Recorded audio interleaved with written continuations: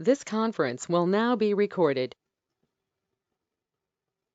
Vale, pues buenos días. Mi nombre es Claudia Benítez. Como veis en el programa, ponía que la presentación la haría Pablo Martín, director de ASEFABE, pero no ha podido estar, entonces le sustituyo. Mi nombre es Claudia Benítez y soy responsable del departamento técnico de ASEFABE, la Asociación Española de Fabricantes y Fachadas Ligeras y Ventanas.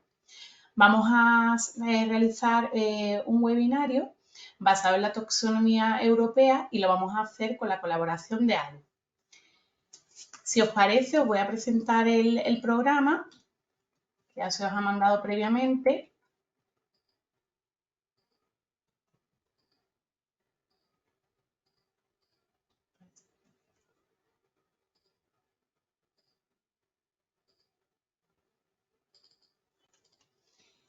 Y como os comentaba, vamos a contar con la colaboración de ARUS, que es una consultoría para envolvente de todo tipo de edificios, y nos acompañan desde ARUS Susana Saiz y Olatz Pombo. Hemos dividido el webinario en dos partes, que lo van a hacer nuestras compañeras, y sobre todo el objetivo es explicar todo el contexto de lo que trata la taxonomía europea y cómo afecta a la fachada y a los fabricantes. Si os parece, sin más, para no perder más tiempo, os paso directamente el rol de presentador a ellos y os dejamos en primer lugar con Susana Saiz, que os explicará un poco más sobre ARUP y sobre la presentación del contexto regulatorio de la Unión Europea para sostenibilidad y cerramiento, ¿vale? Comentaros que todas las consultas las podéis ir dejando en el chat o bien al final contamos con unos minutos para que podáis intervenir en la reunión y podéis comentar cualquier duda. Bueno, pues muchísimas gracias por la presentación. Mi nombre es Susana Saiz, soy directora de Sostenibilidad y Cambio Climático aquí en ARUP y mi compañera. Hola, buenos días. Yo soy Olatz Pombo, soy consultora de sostenibilidad también aquí en ARUP. Vale, una brevísima introducción de quiénes somos. ARUP es una empresa de ingeniería y diseño, consultoría. En este ámbito nos conoceréis probablemente por nuestro trabajo en fachadas, pero nuestra actividad se expande a prácticamente todos los sectores de la construcción, de la arquitectura, fachadas, por supuesto, especialistas en sostenibilidad, fuego, transporte, ingeniería civil y también nuestras capacidades digitales, urbanismo también. Prácticamente tocamos todos los sectores en el ámbito construido, lo que nos da una visión muy holística de todas las tendencias y cómo influencia y cómo afectan todos los cambios regulatorios que estamos viviendo en todos los sectores, y uno de ellos el de la fabricación de materiales y sistemas constructivos dentro de la edificación. Nos gustaría arrancar dando un contexto, dando un... A ver si podemos pasar. Vale. Gracias, Olaf. Nos gustaría enmarcar la presentación que vamos a dar hoy acerca de la taxonomía en el contexto regulatorio en el cual se enmarca esta taxonomía. En 2019, en diciembre, la Unión Europea lanzó su estrategia de transformación hacia una economía sostenible, que es el conocido Pacto Verde Europeo. El Pacto Verde Europeo se apoya en tres pilares fundamentales. Uno, que es la transición a una economía totalmente neutra para el 2050, en el que no haya ningún tipo de emisiones de gases de efecto invernadero en esta fecha, pero también intenta desligar lo que es el crecimiento económico del consumo de recursos. Y la tercera pata en la que se apoya es que esta transición tiene que ser justa para todos. No se puede quedar ningún país atrás, no se puede quedar ningún sector atrás de esta transformación. Más allá de las emisiones que afectan al cambio climático, la taxonomía, el Pacto Verde también aborda otros temas que tocan la salud y bienestar de las personas, intentando que no haya tóxicos, que no haya contaminantes en el aire que respiramos los habitantes de la Unión Europea, que se preserven los ecosistemas. Se habla también de las estrategias de transformación del sector de la alimentación para tener una alimentación saludable, acelerar la transición a movilidad sostenible, y lo que más nos afecta en este sector, se habla del sector de la construcción. No solamente el suministro de energía limpia, sino que también hay una transformación de la industria hacia una economía circular y que haya un uso eficiente de los recursos en la construcción, tanto en nueva construcción como en renovación de edificios. El plan de acción que se desarrolla para transformar esta estrategia en algo real es un plan con un objetivo político realmente, pero lo que pretende es conseguir tres cosas. En primer lugar, reorientar los flujos de capital hacia la inversión sostenible, tanto financiación y tanto inversión pública como privada. Y para esto, una de las herramientas más importantes fue la definición de qué es una actividad sostenible. Y es lo que nos da la taxonomía que mi compañero Olaf va a explicar luego en detalle. Otro tema muy importante que pone como objetivo este plan de acción es la definición de estándares de sostenibilidad, estándares de cuáles son los indicadores que indican si algo es sostenible o no y cuál es el etiquetado que se tiene que llevar. Y esto afecta muchísimo a este sector de fachadas por el etiquetado de materiales. En segundo lugar, intenta integrar la sostenibilidad en la gestión de riesgos de transición a una economía limpia, pero también los riesgos físicos que van asociados al cambio climático y que afectan a todos los sectores de la industria y de la construcción. Y por último, lo que intenta es promover la transparencia y la visión a largo plazo, poder canalizar inversiones teniendo más seguridad en lo que realmente el impacto real que tienen las empresas en la sostenibilidad, tanto medioambiental como social y en la gobernanza. Las palancas de cambio que vemos que han generado y que están empujando esta transformación, la principal es el reporte. Vemos que las nuevas directivas de sostenibilidad corporativa y las directivas de due diligence que están saliendo son unas palancas muy importantes porque obligan a que todos los sectores de la economía prácticamente, evidentemente las empresas más grandes tienen unos reportes más restrictivos, las empresas más pequeñas tienen un carácter más voluntario, pero ya obligan a tener una claridad que vamos a ver ahora en detalle, más de qué se tiene que reportar y cómo se tiene que reportar. El acceso a fondos y financiación viene vinculado a los impactos de sostenibilidad de las distintas actividades y, por último, la legislación. En especial, el paquete legislativo Objetivo 55 que se aprobó... Espera un momentito, Susana, perdona, porque creo que no se está compartiendo bien la pantalla, ¿eh? Un momentito. ¿No estáis viendo la presentación? No, espérate. Es que se ha archivado como solo. Prueba ahora. Había compañeros que habían dicho que sí, que la... Sí. Bien. Es que hay algunos que lo ven y otros que no, pero vamos a probar que os he puesto de nuevo. ¿Lo veis ahora?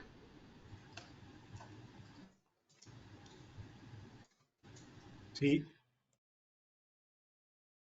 Vale. Estupendo. De todas maneras, Sí, esta presentación os la enviaremos, sí. ¿vale? Para aquellos que no han podido ver el principio. Vale. Bueno, pues muchas gracias por avisar. Vale, estábamos hablando de que la tercera palanca de cambio que vemos es la legislación. Hablábamos del paquete legislativo que llamamos Objetivo 55, que se lanzó y se aprobó en el 2023, en octubre, y que requiere que se implementen una serie de políticas con el objetivo de reducir al 55% las emisiones que tenemos ahora mismo en la Unión Europea respecto a los niveles de 2019 para el 2030. Y una serie de legislaciones que les he querido recalcar porque afectan fundamentalmente a este sector de las fachadas, que son las regulaciones de ecodiseño y las que vamos a ver también de Green Claims y de Right to Repair, el derecho a reparar. Una cuarta palanca que marco como transversal es la de los marcos de sostenibilidad. Los marcos voluntarios también están siendo una palanca de transformación muy importante porque realmente es una manera de comparar, es una manera de dar y de comunicar de una manera clara y verificada por una tercera parte independiente de los logros que están consiguiendo en la transformación de la industria. En cuanto a reporte, la directiva más importante es la de reporte de sostenibilidad corporativa. Esta es una directiva que expande la directiva previa, que era la de reporte no financiero, y lo que hace es que expande las políticas a la cadena de valor completa. Ya no se queda en la actividad de la empresa, sino que hay que mirar a toda la cadena de suministro aguas arriba, lo que hace que sea muchísimo más completa la información de impactos que viene dada. Incluye la gestión de riesgos, un análisis de doble materialidad que indica no solo los riesgos que afectan a la compañía en sí, a la compañía productora, pero sino también los impactos que la compañía está teniendo en el medio ambiente y en la sociedad. Toca tres temas principales: medioambiental, social y gobernanza, más un conjunto de criterios que son comunes y que son los que configuran los nuevos estándares de reporte de sostenibilidad de la Unión Europea que fijan el entorno común y los indicadores en los que todo el mundo va a tener que reportar. No solamente esto, sino que también incluye una definición muy clara de cómo se tiene que reportar y cómo se tiene que taguear, cómo se tiene que marcar la información para que sea buscable y sea comparable. Y define un único punto de acceso digital para que se pueda acceder a esa información. Este conjunto de criterios hace que toda la información que se tiene que reportar en todas las empresas, incluidas las que os afectan, pues sea muchísimo más transparente y sea muchísimo más comparable. La financiación, la segunda palanca de la que hablábamos, la cantidad de capital que se ha desbloqueado con los fondos de Next Generation, llamados, que se desbloquearon para apoyar la estrategia de recuperación tras la pandemia, es la mayor inyección de capital que se ha visto en la Unión Europea. El 30% de todos estos fondos, he querido poner los más principales, ¿no? Los de recuperación resiliencia, transición justa, bonos, financiación sostenible, el 30% de todos ellos van a ir destinados y están siendo destinados a actividades e inversiones que contribuyen a alcanzar objetivos climáticos. Y también los fondos sostenibles que están saliendo. Los inversores quieren invertir en productos verdes, en productos que se clasifican de acuerdo a su impacto. Veréis y habréis oído fondos de artículo 8, fondos de artículo 9, que incluyen impactos de sostenibilidad muy claros que se tienen que reportar a distintos niveles en cada uno de ellos. El tercero, la legislación. Este paquete incluye una serie de medidas legislativas muy importantes para conseguir esta reducción del 55% de emisiones en 2030, pero hay dos de ellas marcado aquí que afectan principalmente a este sector. La Directiva de Eficiencia Energética para la Edificación, que marca un objetivo muy ambicioso por el cual en el 2050 todos los edificios residenciales, no residenciales, existentes o de nueva construcción, en 2050 tienen que ser cero emisiones.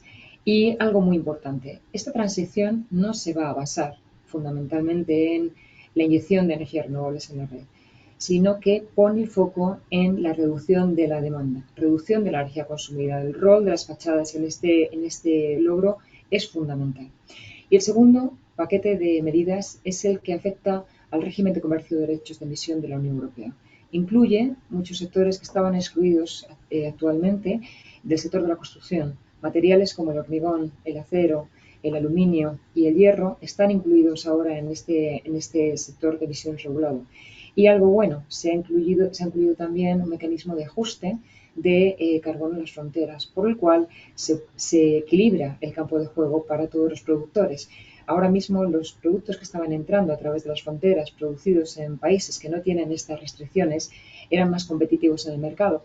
Ahora ya van a jugar al mismo juego porque se les impone esta tasa para que puedan ser comparables y competitivos con los productos que se generen dentro de la Unión Europea.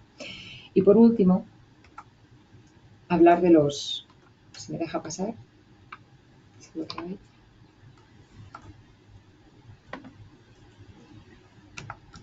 Perdonad, problemas técnicos, nos ha bloqueado.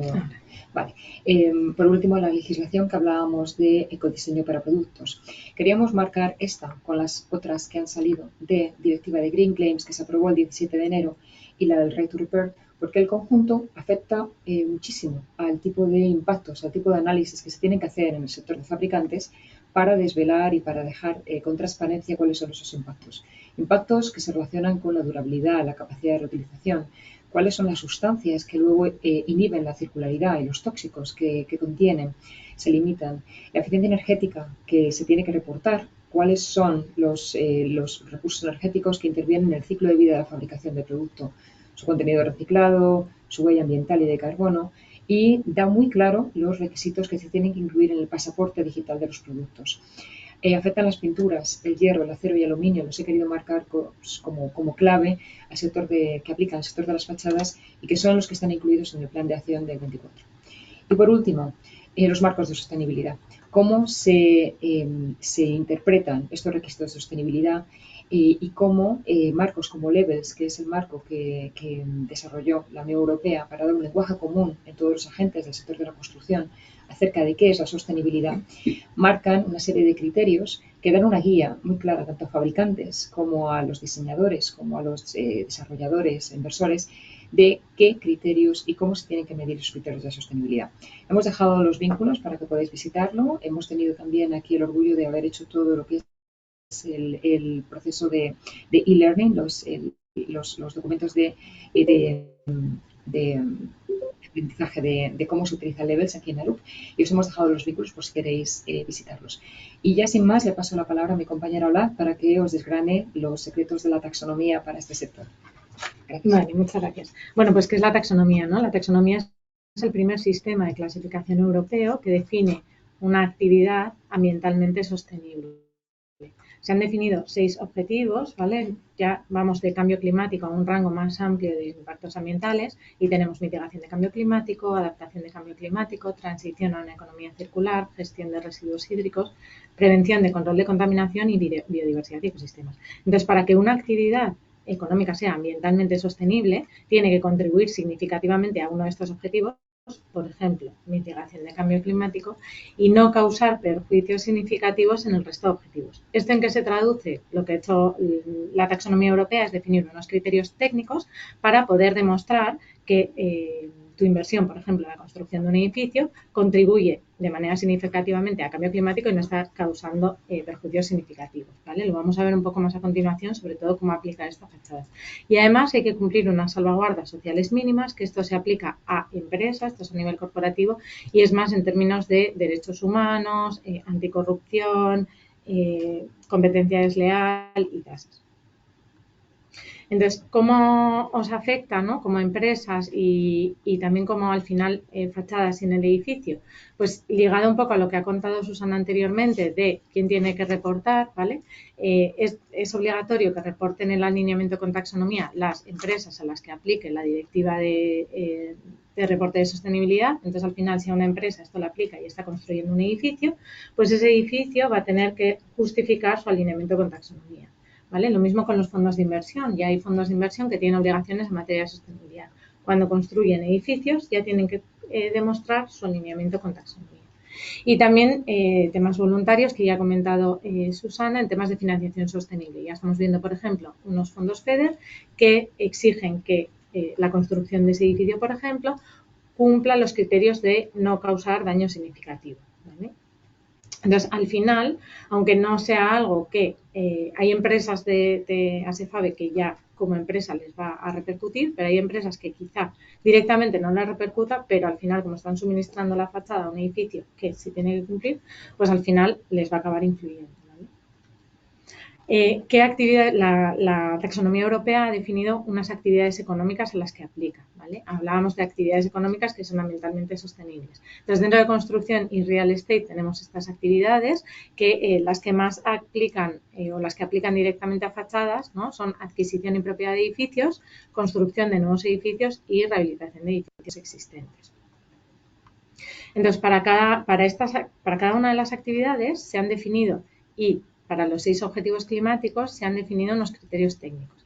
Aquí en la pantalla veis que, por ejemplo, a construcción de nuevos edificios les aplican los 6 objetivos.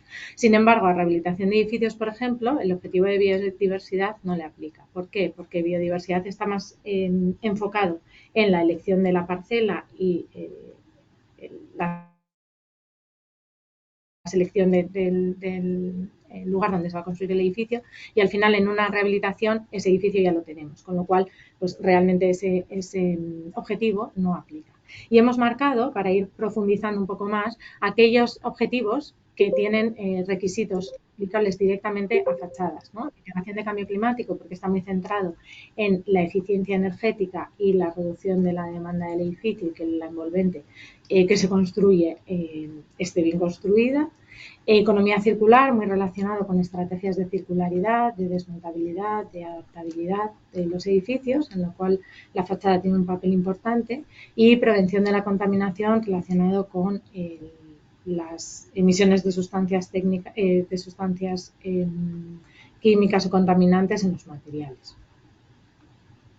Entonces, si, por ejemplo, miramos, ¿no? qué es lo que nos pide la taxonomía europea para decir que estamos contribuyendo significativamente al objetivo de mitigación de cambio climático, pues aquí vemos, ¿no? Para nuevos edificios, pues ya tenemos que ir más allá de código técnico, ¿vale? Nos piden que el consumo de energía primaria no renovable sea un 10% al edificio de consumo de energía casi nulo, que en España sería lo que define el código técnico. Pero además, para edificios de más de 5.000 metros cuadrados, al final de la construcción del edificio hay que hacer un test termográfico de estanqueidad, con lo cual es importante no solo la fachada o la envolvente que estamos prescribiendo, sino cómo se ha ejecutado en obra, y el análisis de ciclo de vida. Que, bueno, en este sector, en las fachadas, es verdad que ya muchos materiales tienen declaraciones ambientales de producto, pero bueno, pues esto va a ser algo que cada vez se exija más, ya que se está priorizando, la Comisión Europea prioriza que los datos se obtengan de declaraciones ambientales de producto, donde tienes el dato exacto del material, que de datos genéricos, ¿no? Y luego también destacar que en adquisición y propiedad, aquellos que se han construido después de diciembre de 2020, los criterios que le aplican son los de nueva construcción. Si vamos o analizamos los criterios de no causar perjuicio significativo al resto de objetivos, decíamos que los que están directamente relacionados con las fachadas sería economía circular y prevención de la contaminación. En economía circular, pues es necesario demostrar la capacidad de desmantelamiento y adaptación de los edificios y cómo estos se proyectan para que sean más eficientes en cuanto al uso de recursos adaptables, flexibles y desmantelables, ¿vale? Veremos en la siguiente slide un ejemplo de cómo aplicamos esto a edificios, ¿vale? Porque es algo que no solo nos lo está demandando la taxonomía, sino que está viniendo por distintos frentes, ¿vale? El Levels ya también tiene un indicador de adaptabilidad y flexibilidad de los edificios, y ya hay también certificaciones de circularidad, ¿vale? Y luego, en prevención de contaminación, pues lo he dicho, que todos los componentes y materiales de construcción hay que justificar y demostrar que no tienen sustancias peligrosas, ¿vale? De acuerdo a una serie de directivas europeas que os hemos dejado el link, ¿vale? Para que podáis tener acceso. Y luego también para los materiales en contacto con ocupantes, incluyendo aislantes térmicos que están en el interior del edificio, tienen una limitación de emisiones de formaldehído y compuestos orgánicos volátiles. Si entramos un poco más y ahondamos un poco en la estrategia de circularidad de un proyecto de edificación conforme a la norma ISO 20887, como os decía, ya estamos trabajando ya en muchos proyectos que, además de taxonomía, pues están exigiendo certificaciones de circularidad, y estamos viendo que la fachada es un elemento muy importante a la hora de establecer estrategias de circularidad en el edificio, ¿no? Es necesario evitar tratamientos y acabados innecesarios para que podamos recuperar esos materiales de fachada o hacer rehabilitaciones puntuales y que esos materiales podamos reintroducirlos en la cadena de valor. Es necesario tener unos manuales de mantenimiento de los materiales de fachada que nos permitan hacer ese mantenimiento y que esas fachadas sean más durables. Simplicidad, ¿no? Usar conexiones sencillas, incluso pasar ya a conexiones mecánicas con el fin de que podamos desmontar esos elementos y luego poder reutilizar o reciclar esos materiales. También la independencia con otros elementos constructivos, ¿no? Si que la fachada si tenemos conexiones puntuales, por ejemplo, con la estructura, nos puede facilitar el hacer una sustitución parcial en caso de que haya una zona de la fachada que hay que reparar, sin tener que hacer una intervención mayor. La estandarización de materiales, ¿no? Al final, si utilizamos elementos más estándares, es más fácil su montaje, su desmontaje, e incluso el reutilizar directamente esos materiales cuando se desmonta en otros edificios o en otras intervenciones, ¿no? Y luego el tema de economía circular de los materiales, ya ha anticipado mi compañera Susana la importancia del contenido de reciclado de materiales, certificaciones de sostenibilidad, declaraciones ambientales de producto y por último, y muy importante, la seguridad del desmontaje, ¿no? Ya nos está exigiendo que las soluciones del edificio, en este caso de las fachadas, tengan un manual de desmontaje. ¿Por qué? Porque si desde el principio estamos proyectando sabiendo cómo se va a desmontar ese edificio y esos elementos, es más fácil que podamos hacer una previsión de cómo luego esos materiales los vamos a poder reincorporar en la cadena de valor. Y además, porque de cara a cuando se haga ese desmontaje, pues ya tenemos esa manera, ya se ha pensado cómo realmente se va a desmontar. Y el pasaporte de los materiales, ¿no? Tener toda la información de los materiales ya de forma digital. Además, hasta ahora, bueno, como os decía, ¿no? Hay que contribuir significativamente a un objetivo y no dañar al resto de los objetivos. ¿Qué pasa? Que hasta ahora solo teníamos definidos los objetivos de mitigación de cambio climático y adaptación. pero ya en diciembre se aprobaron el resto de objetivos y en enero han entrado en vigor. Y la contribución significativa al objetivo de economía circular es bastante más exigente, ¿vale? Ya nos pide también, como el de mitigación, hacer un análisis de ciclo de vida de todo el edificio. Nos pide el diseño de adaptabilidad y desmontaje cumpliendo los indicadores de levels. Nos pide también, muy importante, minimizar la cantidad de materia prima, ¿vale? Ya no habla de contenido reciclado que tienes que tener, sino que para las 3 categorías de materiales más pesados utilizados para construir el edificio, te limita cuánta cantidad de materia prima primaria puedes tener, ya sea mediante reutilización de materiales o mediante el uso de materiales con contenido reciclado, ¿vale? Y luego, pues el empleo de materiales digitales para poder tener todas las características del edificio, de cómo se ha construido, de cómo se va a hacer el mantenimiento, valorizaciones, reutilización. Y bueno, aquí algunas referencias. Nosotros estamos trabajando tanto desde el equipo de sostenibilidad, más enfocados en el alineamiento con taxonomía, en definición de estrategias de circularidad, pero también trabajamos muy de la mano con el equipo de fachadas para ver cómo las fachadas se pueden recuperar y cómo podemos mejorar los sistemas para ir hacia esa circularidad, ¿no? El primer edificio es el edificio Yates en Londres, en los que se recuperó más de 100 toneladas de vidrio para fundirse en un vidrio flotado nuevo. Y bueno, es un proyecto que se finalizó en 2010, pero que se enfocó mucho, ¿no?, en la rehabilitación y en esa recuperación del vidrio. El segundo edificio, que es un edificio de la colección Burrell en Glasgow, que además ha sido premiado, este edificio estaba protegido. Y ese era uno de los retos, ¿no?, porque al final se recuperó más de 16 toneladas de vidrio para poder fundirse en un nuevo vidrio flotado y bueno, pues ha sido un proyecto piloto por sus características particulares de intervención. Y luego el último es un hotel en Edimburgo, ¿vale?, que también se han recuperado más de 18 toneladas de vidrio, ¿vale? Y es un proyecto de upcycling que está ya listo para la industria y está en la renovación en curso. Y bueno, ahora teníamos un turno de preguntas, de dudas o cosas que nos queráis preguntar. Esperemos que haya sido útil y que os haya dado un poco más de claridad, ¿no?, en qué es la taxonomía, cómo os va a afectar y cómo va a aplicarse al sector de fachadas.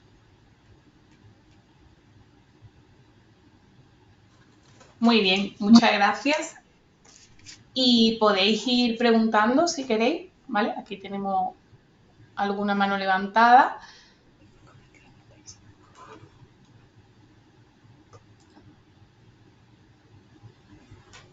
Vale. Vale, nos pregunta, ¿vale? Susana Gago pregunta, soy Susana Gago de Guardian Glass, ¿cómo interpretáis la cantidad de materia prima primaria en el caso del vidrio?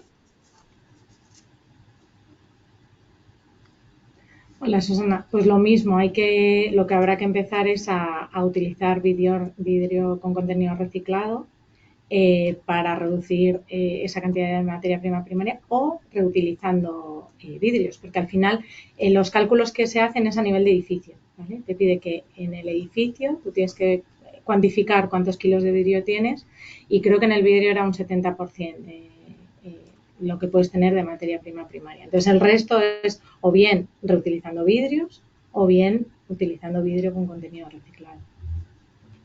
¿Puedo hablar? Sí. Sí, es que en el caso de lo que yo he leído, el vidrio, si es una de las 3 categorías más importantes, viene sumado al aislamiento. Al aislante es de lana mineral, sí. Sí, con lo cual no es un componente único, sino que va siempre asociado al aislamiento. Por eso un poco iba mi pregunta, porque al final hay que hacer la suma del edificio, según he leído yo, e interpretar sí, la al final primaria del conjunto. Eso es. Y luego en el caso del vidrio, como ya sabes, como está la diferencia entre el pre-consumer y el Post-Consumer Color, por eso preguntaba que qué es lo que consideraba la taxonomía, porque para mí no está del todo claro, la verdad. Sí, y de hecho el tema de momento no han fijado que sea pre-consumo, post-consumo, ¿vale? Esto sí que es, sí que, bueno, por lo menos en Levels, ¿vale? Que al final la taxonomía te dice que lo hagas conforme a los indicadores de Levels. Y esto es un debate que nosotros tuvimos con ellos, pero de momento no lo han definido como el lead, ¿no? Que tienes el preconsumo te cuenta la mitad y el postconsumo te cuenta entero. De momento solo hablan de contenido reciclado, ¿vale? Pero no se ha fijado ese cálculo, cómo se va a hacer. Vale, y tampoco está muy claro, ¿no? Porque se dice de reciclar ese vidrio, has puesto ejemplos de reciclar vidrio que vuelva al horno del vidrio, pero sin embargo, si vuelve, por ejemplo, para que se convierta en aislamiento, también se estoy reciclando en otro material de construcción. Claro, y de hecho, o sea, sí que serviría porque al final en la categoría de vidrio tienes vidrio y materiales aislantes. Entonces, al final tú lo que vas a tener, no sé si habéis visto en el indicador de Levels, hay una calculadora, ¿vale? Que en el que tú tienes que ir desglosando todos los materiales y ahí le pones si está reutilizado, si es contenido reciclado y demás. Entonces, tú al final lo que vas a tener es una cuantía de materiales y en la categoría de vidrio, que como bien comentabas es vidrio y materiales aislantes, vas a tener cuál es tu cuantía total y cuánto es la que tienes de materia prima primaria, que es la que no es ni reutilizado ni reciclado. Vale, muchas gracias. No. Vale, tenemos otra pregunta en el chat que nos comenta Paul Espinosa. ¿Importan las certificaciones verdes como BRIMS o LEED en la evaluación del alineamiento a la taxonomía? Si es así, ¿qué tanto importan? Vale, si quieres esta la contesto yo. A ver, los principios de BRIAM y LEED se alinean parcialmente con los de la taxonomía. No son exactamente iguales. Entonces vamos a ver que los criterios que se definen en la taxonomía van a estar alineados, contribuyen, pero siempre hay que mirarse los criterios que marca Levels, que es el documento que transpone la taxonomía, es decir, el cómo justifico la taxonomía, porque son más, en nuestra experiencia, habiendo analizado Levels, son más restrictivos los de la taxonomía en muchas ocasiones que los de LEED. Entonces, sí va a estar alineado, el esfuerzo va a ser similar, pero hay que siempre mirar las cláusulas específicas de la taxonomía porque difieren. En la categoría de materiales y de componentes tóxicos, por ejemplo, es muy diferente, es mucho más restrictivo el de la taxonomía, como decía mi compañero Olaf. En cómo se computa el contenido reciclado también difiere, hay unas herramientas de cálculo específicas en LEED. Es muy interesante, podríamos luego después de la presentación mandar los links, tanto LEED como sobre todo BRIAM ha sacado un documento de alineamiento de cómo los créditos BRIAM contribuyen al alineamiento con taxonomía que puede servir de una buena guía para ver cómo abordarlo. Pero nuestra recomendación es siempre mirar en detalle los requisitos de taxonomía porque son más restrictivos que los de los sistemas de certificación voluntarios.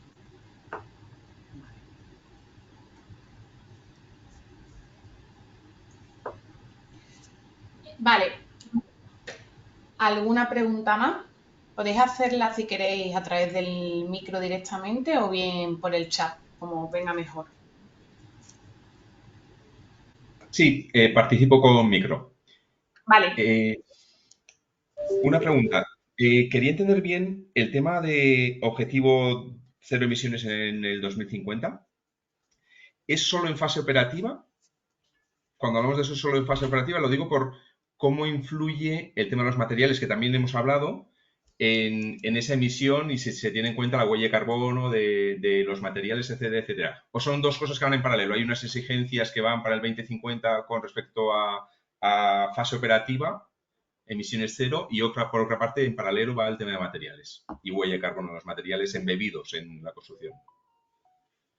El objetivo de la Unión Europea 2050 es incluir todos los sectores de la economía. Esto incluye tanto lo que es la operación como todos los sectores que afectan en la producción de los materiales que luego se incluyen. El enfoque en lo que es lo que llamamos el carbón embebido de la construcción es un punto muy importante en todo el mecanismo de transición y la respuesta son ambos. Ambos, no es solamente el carbón operacional. Ahora mismo el sector de la construcción tiene un impacto de un 40% más o menos en la energía consumida y el equivalente también de un 40 o un 39 en las emisiones de gases de efecto invernadero. Con una transición a unas redes de suministro energético que tienden a la electrificación y que se alimentan cada vez más de energías renovables, nos quedará un remanente, que es el de la construcción, que ahora mismo es aproximadamente un 13%, y va a ir creciendo. Entonces, el foco está puesto absolutamente en el carbón embebido. O sea que la respuesta es que tenemos que mirar los dos. No son dos cosas en paralelo, el objetivo es único. Perfecto, gracias. Muy bien, muchas gracias. Tenemos otra pregunta que sería de Nicolás Bermejo y comenta: ¿cómo se materializa el mecanismo de ajuste en frontera de carbono? Bueno, la legislación se acaban de materializar y no te puedo dar detalles, Nicolás, de cómo se materializa. Lo que sí está claro es que es los sectores a los que se va a aplicar. Eso es la primera parte que está ya sacada. Y lo que se plantea es que se hará un ajuste, un impuesto que se aplique a todos aquellos productos que entran en las fronteras de la Unión Europea y que vienen de fábricas en países que no son de los Estados miembros y que por tanto pues va a tener que demostrar ese producto que tiene unos límites que son equivalentes a los que se imponen aquí en la Unión Europea para que sea justo, ¿no? Si ese producto que entra se ha hecho con unos procesos sostenibles en el cual se ha minimizado, ¿no? Pues, por ejemplo, hablamos de acero, pues que se ha hecho con arco eléctrico, alimentado por energías renovables, pues una vez que demuestren y que evidencien la cantidad de emisiones por medio de una metodología similar a la que se está haciendo aquí en la Unión Europea de sus impactos, pues se le aplicará una tasa que va a ir en función a esa cantidad de emisiones diferenciales, ¿no? Entonces, no se trata de penalizar la importación, se trata de que todos juguemos con las mismas reglas del juego y que se cumplan los mismos límites para los mismos tipos de materiales. Pero bueno, encantada de tener otra conversación y mirarlo más en detalle. Muchas gracias. Ionel de la Pava de Entinema pregunta: ¿cómo se valoran los procesos constructivos dentro de la valoración? Si puedes, Ionel, conectarte y aclararlo un poco. Sí, por favor, gracias. Hola, buenos días. Buenos días. La pregunta tiene que ver con que nosotros diseñamos en la solución de las fachadas todos los procesos constructivos de fachadas y resulta que en ningún sitio se está teniendo valoración de la optimización de esos procesos constructivos. Siempre hablamos de sostenibilidad más de los materiales, pero no de los procesos constructivos. Entonces la pregunta es, ¿esta taxometría está empezando a tener en cuenta procesos constructivos? Gracias. Sí, de hecho, por ejemplo, en las declaraciones ambientales de producto, el impacto que tiene ese proceso constructivo se va a materializar en un proceso más optimizado, va a tener menos emisiones. No sé si vas por ahí. La verdad no. Es que, O hablas de la construcción en la obra, perdona. No sé si hablas de los procesos de... sí, a ver, cuando hablamos de los procesos constructivos hablamos de la optimización. A ver, nosotros nos dedicamos a hacer obras singulares. Entonces, cada proceso constructivo es un reto tecnológico para que sea montado en la mayor velocidad, en el mayor tiempo posible, que sea desmontable, que sea toda esta serie de cosas. Resulta que siempre tenemos valoraciones y calidades desde un punto de vista de materiales, pero nunca lo tenemos desde un punto de vista de procesos constructivos. Entonces, quería saber si hablamos mucho de materiales, hablamos mucho de pasaportes, hablamos mucho y lo tenemos en cuenta nosotros, pero digamos, los procesos constructivos en ningún certificado, ni LEED, ni BREEAM, y ahora vemos que en taxonomía europea tampoco están contemplados los procesos constructivos. Entonces, la pregunta era si tú sabías de alguien que esté valorándolos o poniéndolos. Bueno, tienes toda la razón del mundo. Es una fase que es la A5, creo que es dentro de la normativa que rige el análisis de ciclo de vida. Esta fase se ha dejado muy olvidada porque se centraba más en la fabricación y luego en la operación, ¿no? Y se deja esa olvidada. No del todo. Hay certificaciones voluntarias como BREEAM, que ya desde hace muchos años exige que se monitorice el consumo de combustibles fósiles, de energía y de agua en la puesta en obra, que es el área al que tú estás haciendo hincapié. A pesar de que solo este tipo de esquemas voluntarios están abordándolos, es verdad que el ID no lo ha abordado y que la taxonomía directamente no lo aborda, lo aborda indirectamente en los aspectos de circularidad y de los mecanismos para poder montar y desmontar que sean más eficientes, pero es verdad que no lo abordan directamente. Es un aspecto que estamos viendo que muchas empresas, a pesar de que no está arreglado, a pesar de que no lo requiere en el reporte, lo están empezando a mirar. Hemos empezado a trabajar con algunas empresas de distintos sectores que ya nos están pidiendo que les ayudemos a identificar cuáles son los sistemas más eficientes, el tipo de combustible que deberían usar con el material durante la puesta en obra y cómo se puede optimizar. Igual que en algunos sistemas lo que hacemos es sustituir por un tipo de combustible más eficiente, en vuestro caso poner el valor, la puesta en obra con sistemas que ahorran tiempo y por tanto recursos durante la puesta en obra es algo que se puede traer también en ese reporte.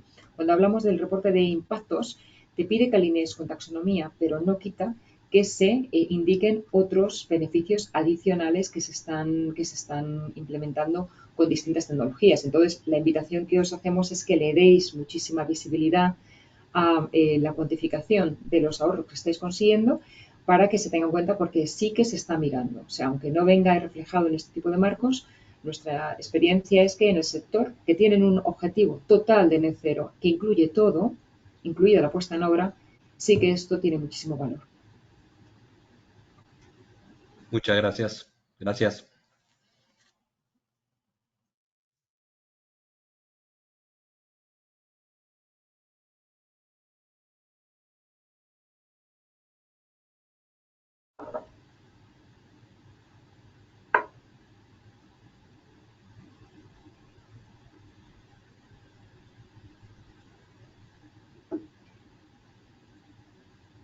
En cualquier caso, si no tenéis preguntas ahora y os surgen después cuando miréis la presentación, vamos a dejar nuestra información de contacto y estaremos encantados de responder cualquier otra duda que os surja después de esta sesión.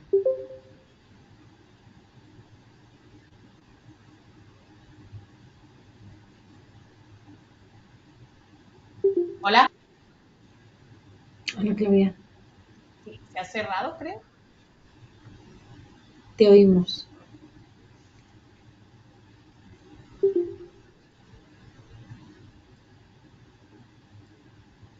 A ver. Vale, se está como reactivando, no sé por qué se ha cerrado. Vale. Muy bien. Pues creo que no hay ninguna duda más. Y vale. Por vuestra parte, Susana y Olac, ¿algo más que queráis comentar?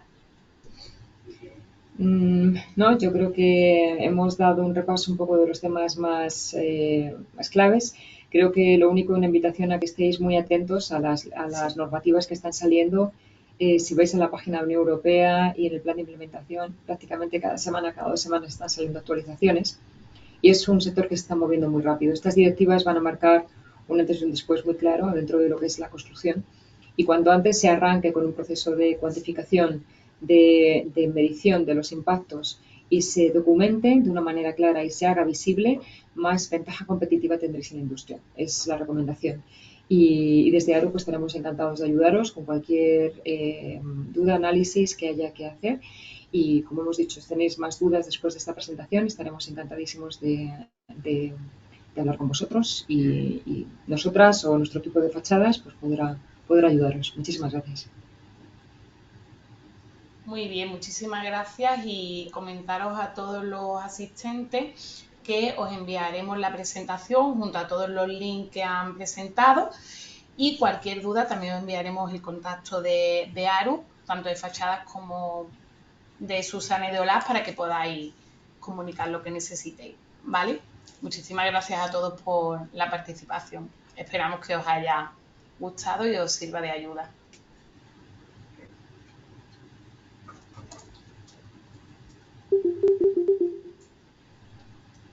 Muy bien, pues muchas gracias. Gracias.